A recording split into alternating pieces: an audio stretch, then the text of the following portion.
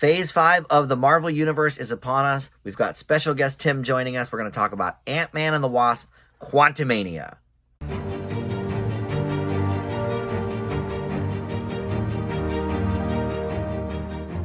Hey guys, it is Dan here and our buddy Tim. Hello, Tim. Hi. I'm wearing my Quail Man shirt. I don't have an Ant. Is that for, I was gonna say, is that for that's for Ant-Man and the Wasp, Quail Man. Yeah. I don't think I have any. Oh, I have a Spider-Man shirt, but that's about it. All right. So, you saw this actually before I did. Yes. But it's been a while since we've had you on for a new movie review. Was the last one Batman, another superhero? I think it was the Batman. I think it was the Batman, which I talked to you down from your grade after we stopped recording. You were like, yeah, you made a couple good points. All right, so this movie, before we even talk about it, we got to talk about our sort of viewpoints on the recent Marvel movies. Okay. Because fans of my channel will know I've not been a huge fan of most of the recent movies. Now, I did like Black Panther Wakanda. I thought that was fine. I think I gave that a B, maybe. You like Shang-Chi? And I love Shang-Chi. But everything in between that didn't involve Spider-Man. I did not like the Multiverse of Madness. I think The Eternals is the worst MCU movie. I think Love and Thunder is the second worst. I know you don't agree with me there. And you didn't like Black Widow. And Black Widow I thought was very underwhelming. I think my B- was a gift. But then on the TV side, and I haven't seen, all of the episodes of the shows, but on the TV side, I think I've given everything a positive grade.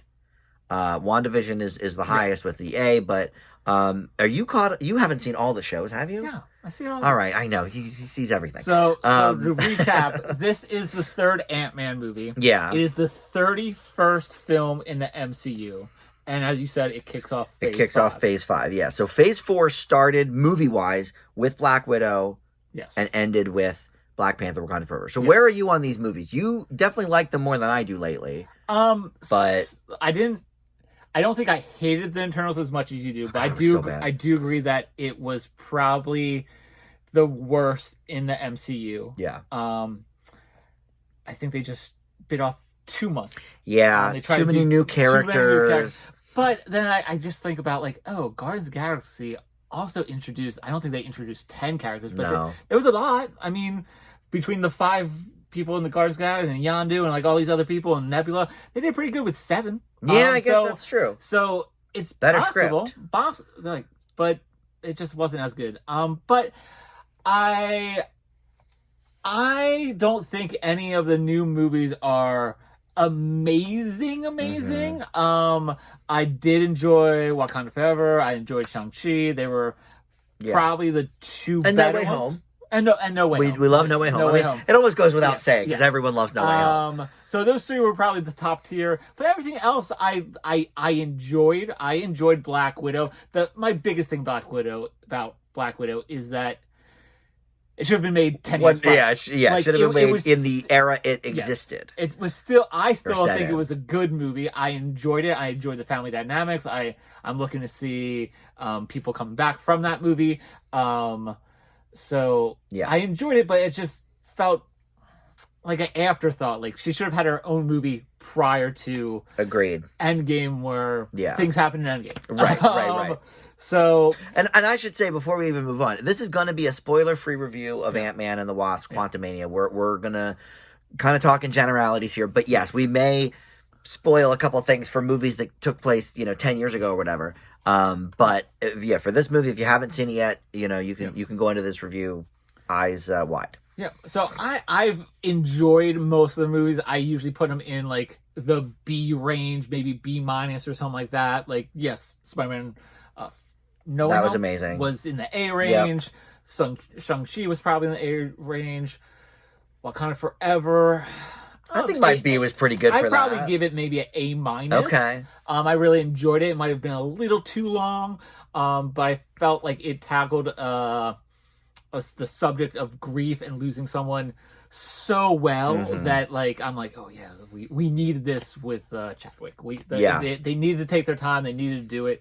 And I called it too in my review. I said that Angela Bassett might get an Oscar nomination. I think she's the front runner. I thought it was a long shot, but she actually probably is the front runner. I think you're right about that. So, yeah, so that movie, I agree. It had its moments. I do think it was too long. But, all right. So now we get to Ant-Man and the Wasp: Quantumania. This is the start of Phase 5. We know that Kang, who is played by our good friend from Lovecraft Country, Jonathan Majors, Yep. and many other things. He's been popping up everywhere lately. But Phase 5 and 6 and 7, I guess, or whatever, is all about the Kang Dynasty. One of the upcoming Avenger movies is called Kang Dynasty. Avengers 5 is going to be called Kang Dynasty. So that's probably at the end of Phase 7 or 8 or something. So we've got 6. Okay, what? I can't keep track. I just can't do it. All right, but this is all about, of course, Paul Rudd returns as Scott Lang, and we have Evangeline Lilly returning as the Wasp, or Hope Van Dyne. And they have, it's a whole family thing. Michelle Pfeiffer enters this one as, she wasn't in the last one, right? She was found in the last one. Okay, all right. Janet Van Dyne is her mother. Hank Pym comes back. That's Michael Douglas. And then Cassie Lang, played by Catherine Newton. She's part of this as well. I did not like Ant-Man and the Wasp, and I can't remember why, because it's been like 5 years. I would have to go back and watch it again. But I at the time, that was like one of my lesser Marvel movies. I'm sure it's actually fine. But I think I gave it like a C+ or a B- or something in that range. So I am a little bit lukewarm on the series, but I love Paul Rudd. And I love his Ant-Man. I think he does a good job here. But here they enter the Quantum Realm, which is a place where the Michelle Pfeiffer character had been for many, many years, decades, I think. And here they focus on these new creatures they've met. They're sort of, out of their element here, and they run into Kang, played by Jonathan Majors. And that's really all I think we'll say about the plot. But this is getting a drubbing on Rotten Tomatoes. This is the worst reviewed from critics. This is the worst reviewed of the Marvel movies. 45 or 6%, I think, is where it was at last I looked. But the audience side of things is like an 84%. Yeah. So obviously a little bit of a disparity there. So you went Thursday night to the premiere. Yes. I saw it with my nephew Saturday. So by that point, a lot of the word had gotten out. But I kept seeing on my Facebook feed, my friends were really digging it. So I'm like, okay, well, critics hate it. My friends like it. I texted you and I was like, what am I in for this movie? A bit of a spoiler for my grade. I liked it. I thought it was pretty good. One of the biggest problems the Marvel Universe has always had is the villains. Yeah. They have a huge villain problem. I think one of the greatest villains they've had lately is in that Thor Love and Thunder movie, but he seemed like he was in a different movie entirely, the Christian Bale character. But I thought Kang was a really, really good villain, formidable foe. His reasoning for wanting, things to happen made sense to me. Yeah. And so I liked that part, and I like Jonathan Majors. I think he played the hell out of the character, and I think he did a really good job. So I guess let's start there. How did that work for you? I will say that in the past, Marvel has been notorious for a villain problem. I think Phase 4 probably has majority of the best villains. Like, they've been doing pretty good. Like, I guess that's true, but some of them were other. Doctor Strange Multiverse of Madness was another Marvel character, that we already knew. Namor from Black Panther Wakanda, I thought he was very compelling, and his motivations was very good as well. I thought all the Spider-Man villains were good. All the Spider-Man villains were good. No Way Home. I thought Shang-Chi was good. Retconning, what's his name? Oh, the Mandarin. Yep. That was great. Yeah, I thought that was great, and it was a family dynamic there as well. I also thought the villain from Black Widow was very, you had very little time with him, but he was slime and evil, and I would have liked to see more of that. You would have liked to see more, but with the little amount of screen time that he had, I was like, man, this guy's disgusting, and I thought that worked with the movie that you had. Okay. So the only one I would say, you already touched on Love and Thunder. You wish you had more time with him, but he was very compelling. Eternals was probably the one. What was the Eternals? It was the one guy. It was Icarus. Icarus turned out to be the villain. That was lame. So out of all of Phase 4, I think they've kind of put a little bit more effort with with the critique that they had. But I do think out of all the people that we've mentioned, besides maybe the villain who was in Multiverse, because pre-existing things, Kang was probably the most compelling on screen because you had Jonathan Majors. Yeah. I mean, he is amazing in this role. He really is. I didn't realize this sort of until the credits were rolling and we were waiting for the post-credit sequence.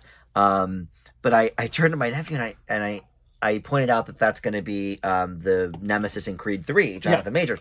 And he was like, oh, that's where I've seen him before. And I was like, isn't it funny that he's the villain in this, and he's going to be fighting Michael B. Jordan, who was, Killmonger from the first Black Panther. I didn't put that together until then.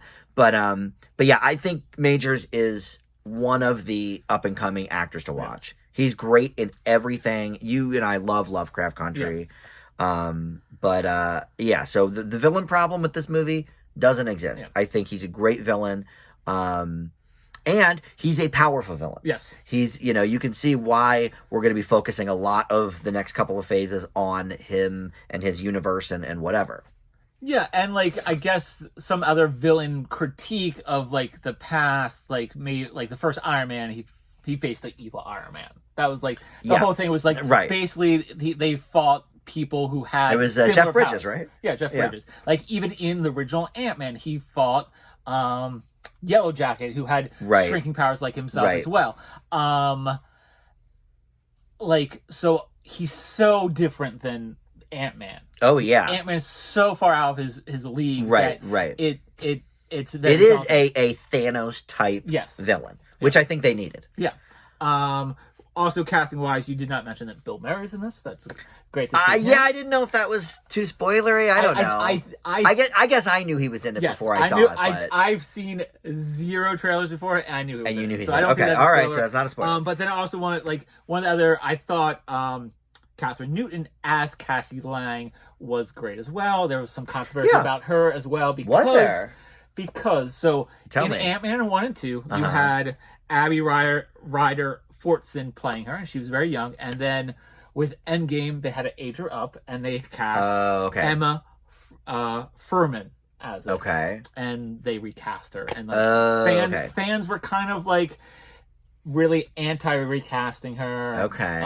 I didn't really care. I missed all of this. I thought she did a good job. Yeah, I thought she did amazing. I like Catherine Newton. I've seen her in a few different things. Yeah, but Emma Furman had 2 seconds of screen time in Endgame. Right. So yeah, because the bit with Ant-Man and the Wasp was at the end of the second, at the end of that movie, people got blipped. But they were, weren't they inside something? They had shrunk down or something. No, what happened? Just Ant-Man was in the quantum web during that time. Okay. And then he came out 5 years has passed. Right. And because I just remember them saying hey, we're ready to come up or whatever. And I think it was Michael Douglas, right? That was controlling them. He got blipped. Michael, Hope, and Janet got blipped. All got blipped. Okay, got it. Now you're refreshing my memory here. So my experience with the first 2 Ant-Man movies is I really enjoyed both of them. They were both fun. They were both funny. Yeah.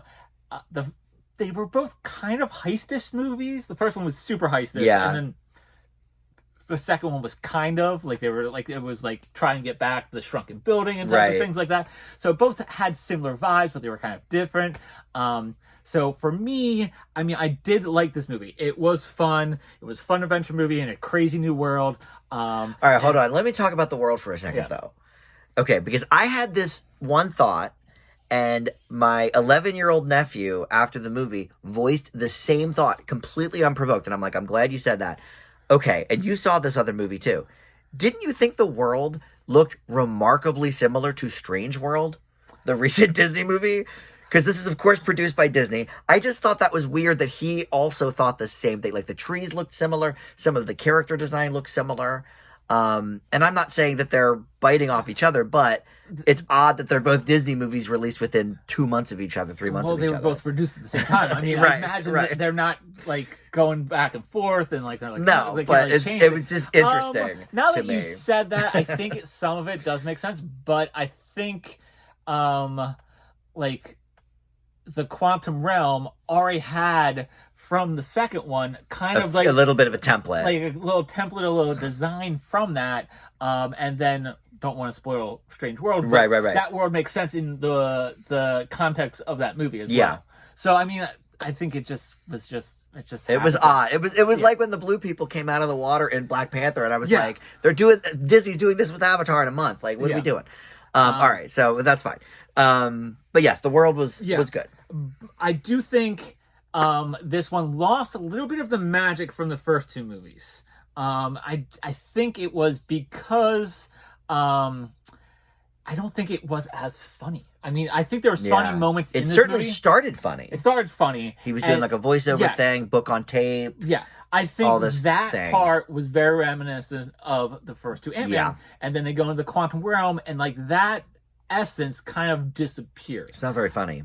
But it does contain a lot of the family dynamic, which made the first two Ant-Mans very special. Yeah. So I did like that.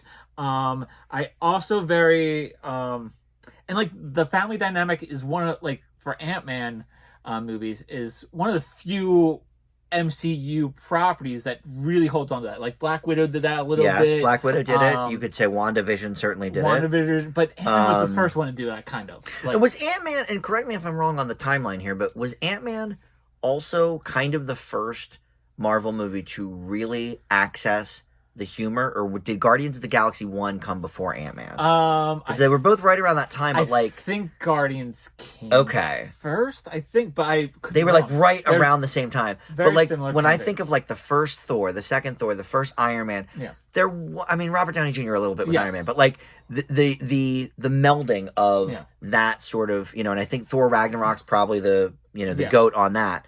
But I always do associate the humor with Ant-Man. Yeah. So that's a good point. Once they got to that quantum realm, and there's a few jokes about, how many holes do you have, says the one guy, and whatever. Yeah. But like, I agree. Like, it's a little bit of a contrast because the bookends of the movie are very funny. Yes. And then the middle, some jokes not so in much. there. I do want to point out that one reason I think this is because Paul Rudd had writing credits on the first two Ant-Man movies. Oh. And he's a funny guy. And he's a funny guy. Yeah. He did not have a writing credit on this one.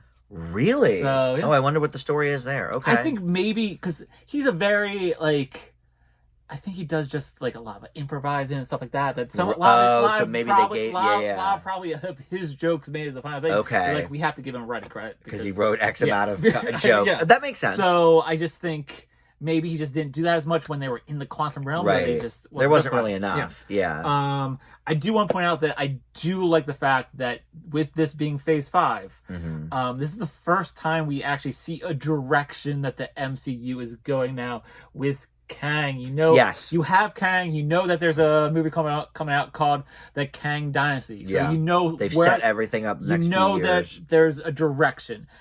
One of the big critiques of Phase 4 is that you felt like there was very little direction because no direction. Endgame was over. Yeah, you're introducing new characters like Shang-Chi, Eternals, other things like that, and even like She-Hulk and like other things. Yeah, Ms. Marvel. Or you had people dealing with the fallout after Endgame, like Spider-Man. Right. There was a fallout of the second Spider-Man movie was fallout directly of Endgame, and then the third one was fallout of that. And it was like, or they were going on solo adventures that you didn't really see the connections between the movies. Right. Yes, there's like post-credit scenes that like kind of tease a little bit, but you're like still don't understand it because after one post-credit scene, like post-credit scene in Shang-Chi, we're like, oh yeah, and then that was cool. And then you don't see that. No, you don't see anything of that. Right, since. You're like, oh, I thought there was a direction, but now 5 movies and that later, was 6 movies ago, right? 5 movies later, so now you have a direction. Right. I like the fact this could be changed in 2 movies that you're like, oh, maybe they don't have a direction, but you have the link of Kang, so I like that. But it also doesn't necessarily feel like a setup movie. No, like it feels like a contained. It's a contained movie. I think that's one of the problems with Iron Man 2 maybe is that like, okay, we met, Black Widow, and like it seemed like it was sort of putting a bunch of balls in the air that maybe were not going to pay off, and that's why the Mickey Rourke character is so underutilized and whatever. But this seems like it, it could be just a complete story into itself. Yeah. But right, it's also because we know what's coming next by the titles of things, we know that it's setting things up. And I think that's one of the good things that Ant-Man does is that, yes, Ant-Man has like these kind of self-contained stories, but there's also a little connection. Like the Falcon was in the first one, Right. and then the second one had that the end credit scene where the snap happens. You're like, Right. oh yeah, the snap. It's the same timeline. Like, what's going on?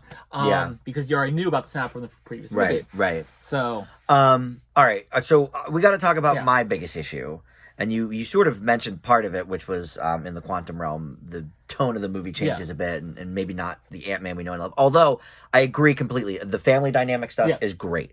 Love that part. But the big elephant in the Ant-Man room is the complete reliance on CGI. yes. 90% of this movie is, I just pictured as I was watching it, the actors just in a room on a green screen, nothing else. And I know they don't use green screens anymore, but whatever. But my guess is that's probably what a lot of the critical complaint is about it. It's over reliance on CGI. And to be honest, there's a few scenes where I didn't even think it looked that good. There's a couple of scenes where they're flying and in the vehicle. And it seemed like I was watching a movie from like the 70s with like the moving background. It didn't look very good, which is odd because I'm sure they spent, hundreds of millions of dollars on this movie. But once they get in the quantum realm, it's like, it's just actors sort of going off of each other and nothing else. Everything in the entire universe is just completely made up of the CGI. Yeah. And I know that that's the hot thing, but at least Avatar, and God help me if I'm going to compliment Avatar, but, at least they had different things to kind of play off of because that's what James Cameron does. Who directed this, by the way? It is Peyton Reed. And what do we know him from? Oh, the first two. I was going to say, he did the other Ant-Man movies. He is... He did anything else? Let's see. What was that? The one that he did? Because I think I do only recognize his name from the Ant-Man movies. He did Bring It On and some other comedy. I forget what. Okay. But Peyton Reed... The Breakup, which I actually really like. A lot of people hate Peyton that movie. Reed is the second director to direct all the parts in a trilogy. Oh, okay. Is the first one the Thor? No. What? Taika Waititi did the last two, and then second one was directed by someone, and the first one was... Is it Jon Favreau? No, he didn't do Iron Man 3. No, it is the Spider-Man movies, John Watts. Oh, okay. Yeah. Well, that's... So makes sense, because those movies are great. Yeah, so I do like the fact that they had the same director. That's why I feel like the family tone dynamic there is constant through all three movies. Yeah, and that makes sense. Yeah. All right, so that didn't bother you really as much, I guess. I mean, sometimes I did was like, oh man, the CGI is just... Yes. There's just a little bit too much of it, but I don't see the alternative because the quantum realm is mostly CGI. Every time we've gone there, it's been crazy CGI. Anyway, but I mean, sometimes I did feel it a little bit, and then other times I didn't notice it at all. I agree. So there were times when it looked seamless and fine. The main issue with CGI these days is that there are so much CGI in all movies that it's a constant thing of like that all the studio house that they use for these Marvel movies, they're so overworked. Yes. And it's just... Well, and that's why, by the way, we got so much push from the DC Universe movies because COVID backed everybody up in those like sound studios and stuff and the CGI effects houses that they okay, well, Shazam 2 is not ready. Okay, well, this isn't ready yet. Oh, let's, what's the one with The Rock, that horrible movie? Black Adam. Black Adam isn't ready yet. So they had to keep shuffling these movies because they're so effects laden that, they have no other choice. Yeah. And I guess to a point I can see the reasoning because, okay, they're not on Earth. Yeah. They're in a different, portal, different, universe, whatever you want to call it. But it really was a little bit overwhelming and too much. Yeah. I liked the stuff, and it was most notable when there was a lot of talking and because there was not a lot of action. Like in any of the action sequences, you didn't notice it really. Yeah. And that's probably they did those. They probably did those scenes first. They probably did They probably focused on the action scenes, and they're like, "Okay, we gotta nail this down. They make it look good." And they're like, then they kind of push the background stuff. Now let's do everything else. Yeah. So I think that's probably what it was. Like, and speaking of pushback movies, the Marvels just got pushed back to November. Oh, and it might be effects driven as well. Because like I Could think be. that movie's taking place majority in space, most likely. I haven't seen trailers, Okay. but Well, that's the problem. They've done all that they can, I feel like, on the Earth, except for like the Spider-Man movies. Yeah. They've got to take it to like different realms, different universes, which is okay. But you know, when is it enough? Like I think about, and I'm not a huge Star Wars fan, obviously, but you know, I think about all that they did with practical effects and stuff with Star Wars that still honestly holds up pretty well. This is just, it seems like overkill. That's my biggest complaint about the movie, I would say. But I do like it being set in the quantum realm because it gives it, like, a lot of times people are like, oh, why didn't he just call other Avengers? Why didn't he call... Because he's in the quantum realm, he can't call other That Avengers. is true. That's a good like, point. He can't call his buddy Falcon and be like, hey, help me That out. is sort of like, like a joke, you know, a recurring joke with these movies. Is like, why can't you call the Avengers? Yeah. Yeah. All right. So, I think it makes sense. Well, is there anything else you wanted to cover? I think that's all my points, good and bad. Like, the cast-wise, I think everybody was great in this movie. The shining light is Jonathan Majors. Because he just commands the scenes. Pfeiffer was okay. But I don't think he outshone everybody. That it was like no. When he like it was like when I going back from the other superhero movies, The Dark Knight, when Heath Ledger was on the screen, it was amazing. Yes. When he wasn't on the screen, I movie didn't was care not great. about. Well, Christian anything. Bale is the worst Batman, I didn't so care that about doesn't surprise anything. me. But when Jonathan Majors isn't there, I felt like the acting was still compelling. And I think the weak link in the cast was Michelle Pfeiffer, and I love her. I've been a fan of her for a long time. She was fine. Well, no, I thought Paul Rudd was great. I thought Catherine Newton was really good. I thought she did. She was okay. I enjoyed Janet Van Dyne. I thought I wasn't like. I think her best scene was probably the one with Bill Murray, where they're all sitting down at the table. There's some good humor there. You know, she plays off of people well. In terms of like the action stuff with her, I don't know. I didn't love that. I don't think they gave her enough in some scenes. I don't think that was her acting. I just think that could be true.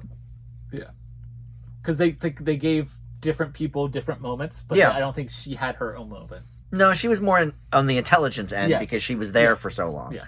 But all right, so we ready for grades? Yeah. All right, I'm going to go first because I think you're probably higher than me, but I think this is the highest Marvel movie for me in a little while. I leave Antman and the Wasp: Quantumania with a B. And I think B plus is probably fine too. I was thinking a B, but you know what? I think I talked myself into. I think I talked myself into a B plus. So I mean, I understand that some of the critiques of this is that it also is a very heavy movie. Yeah. Of like trying to figure out what's going on in this new realm, right? And with Kang and what it all means. Like it's a lot. Yeah. But I mean, I think it's important information, and I don't think it slogged it down or like. I think it's a good start to Phase 5. Yeah. I think if Phase 5 started with like Love and Thunder or something, I would be like, oh my god, I'm out on this. So I think with what we know about Kang and what's moving forward, I think for 31 movies in, I think a B or a B plus is pretty good. Yeah. So, all right. Well, Tim, thank you for joining. We will see you again for The Last of Us. I finally have gotten on board with that. It'll be interesting to have you, who has played the game, to talk about that with. And then we'll see you again for the Oscar. Who will win, who should win, and who got snubbed. We'll do that all in the next couple of weeks here. Okay. All right. Thanks for watching. Bye. Bye.